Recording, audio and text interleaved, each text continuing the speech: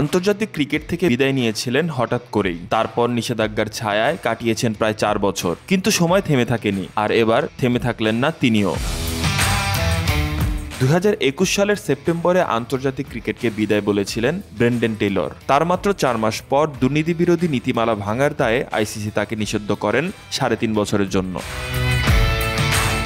নিষেধাজ্ঞার সেই সময়সীমা শেষ হয়েছে 2025 সালের 25 জুলাই, আর তার 5 দিন যেতে না যেতেই ঘরের মাঠে নিউজিল্যান্ডের বিপক্ষে দ্বিতীয় টেস্ট দলে রাখা হয়েছে 39 বছর বয়সী এই উইকেটরক্ষক ব্যাটারকে। এই ঘটনায় বিস্মিত, কৃতজ্ঞ আর অভিমান মিশ্র এক অনুভবে টেইলর বলেছেন, আমি সত্যি ভেবেছিলাম আমার কেরিয়ার শেষ, কিন্তু এখন আবার আমি এখানে। এটা গভীর কৃতজ্ঞতায় ভরপুর একটি অনুভূতি।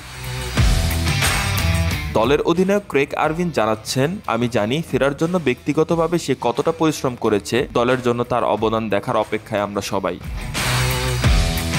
2004 সালে শ্রীলঙ্কার বিপক্ষে টেস্ট অভিষেক হয়েছিল ব্রেন্ডন টেইলরের। সবশেষ টেস্ট খেলেছেন 2021 সালে হারারেতেই বাংলাদেশের বিপক্ষে। জিম্বাবুয়ের ইতিহাসে টেস্টে তিনি চতুর্থ সর্বোচ্চ রান সংগ্রাহক, আর বাংলাদেশের বিপক্ষে যেন তার ব্যাট বলতে বিশেষ কিছুই দেবে। 6টি টেস্ট শতকের 5টি এসেছে টাইগারদের বিপক্ষে। নিউজিল্যান্ড ও আফগানিস্তানের বিপক্ষে সামনে আরো 4টি টেস্ট রয়েছে জিম্বাবুয়ের। টেইলর সম্ভবত খেলবেন শুধু লাল বলেই, তবে ভবিষ্যতের জন্য তাকিয়ে আছে ওয়ানডে দলও, বিশেষ করে 2027 সালের ওয়ানডে বিশ্বকাপ, যা আয়োজিত হবে দক্ষিণ আফ্রিকা, নামিবিয়া আর জিম্বাবুয়েতে।